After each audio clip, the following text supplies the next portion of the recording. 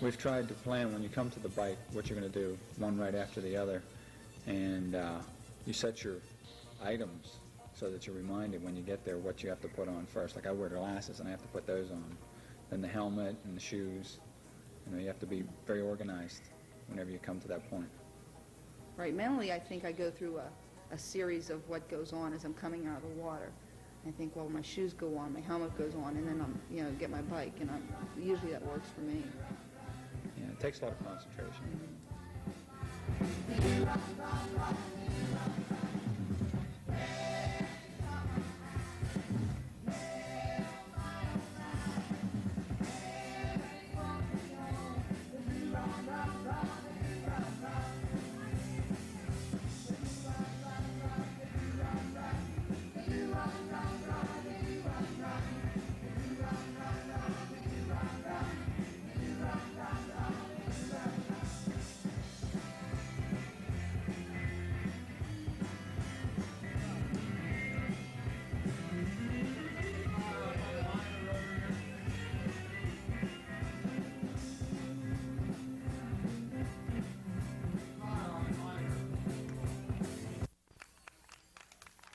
People who excel at and want to participate in one particular event can join a team. A team must consist of 3 members, 1 to do each event. It can be all male, all female, or mixed, and there is no age restriction. Contestants are responsible for forming their own teams, and the race is limited to only 100 teams. Teams, I think that really helps people who aren't, there's a lot of people who can't run, but they like to participate in something like this, and I think that having a team composition, that's great for them. That way, they feel like they're part of the race. Their quick change completed, athletes speed out of the transition area to tackle the hills of this scenic and strenuous 16-mile bike course. With participant safety their main concern, volunteers assist the county police in controlling vehicular and pedestrian traffic in the few areas of the bike and running courses where traffic cannot be blocked off completely. Numerous water stations are available. In case of accident or injury, the North Hills Sports Medicine Center provides first aid service throughout the course, and the McCandless Franklin Park Ambulance Authority is on hand in case of an emergency. The North Park course is a very technical course.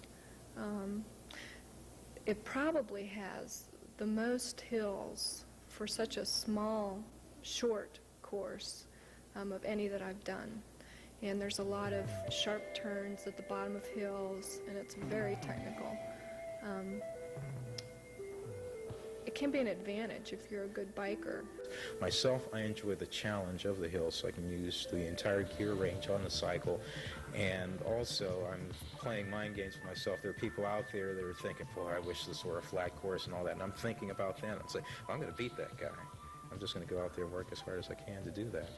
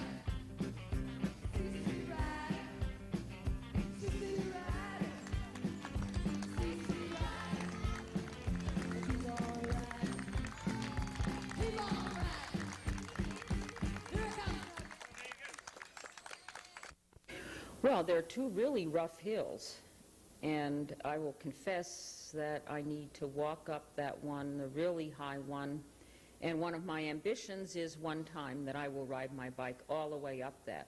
But my motto is, if I can't ride the bike faster than I can run the bike up, then I run the bike up.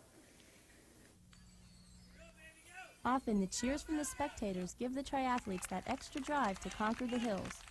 Sure, it helps. I mean, you're going up those hills, and people, especially Heartbreak Ridge. I mean, I was going up there, and I was dying, and people were, saying, "Come on!" And that just gives you that little bit of extra push to go a little harder, because your legs want to give out, and your lungs. About 12 miles and 4 hills into the race, bikers are faced with what many people feel is the toughest part of the entire North Park course, the steep incline of Puma Road, known by many participants as Pigeon Hill. I don't know if Pigeon Hill is known to everyone. Pigeon Hill is that hill that's on the other side of the park that has Pigeon Grove directly at the top of it that goes up to the golf course. It's the steepest, and it's probably... I wouldn't say it's the longest, but No, it's not the longest, but it's the steepest climb that there is. And it's towards the end of the race, so you're getting a little bit tired. And so get it's- into oxygen debt at Yeah. that point. You don't actually have like a runoff where you can get a start on the hill. It's actually a little upgrade, and then when you get halfway up the hill, and then you start thinking, am I going fast enough where I'm not going to fall over? And then you think, well, should I zigzag? There's a lot of times I feel that I should jump off the bike and run up the hill. I think I'd be a little faster. I've never done it, but I'd like to try one of these days. In my opinion, the worst hill is Pigeon Hill. And it's like you know it's coming, because we all know the course, and you're riding along, you're thinking, okay, I'm going to be all right. I'm going to be all right. I'm going to make it up this hill. But you start up the hill, and it's very,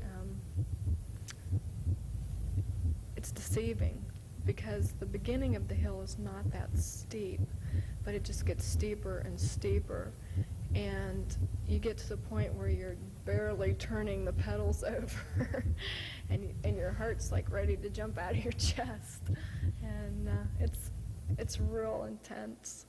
It's a great feeling when you get to the top, but your legs hurt so bad. When you get to the top, it's like... After Pigeon Hill, it's an easy downhill ride back to the transition area, where triathletes drop their bikes and head out on the last leg of the race, the 6-mile run. It just takes a while for your legs to stop hurting once you get off the bike and get them going in the right direction. But it is something you can get used to. I remember the first few times I got off that bike, and half a mile, I thought I was going backwards. But after a year or so, I'd get off the bike and I could go. I could really go full out. I feel good going into the run, especially second or third mile. I start feeling even better, because then your confidence starts building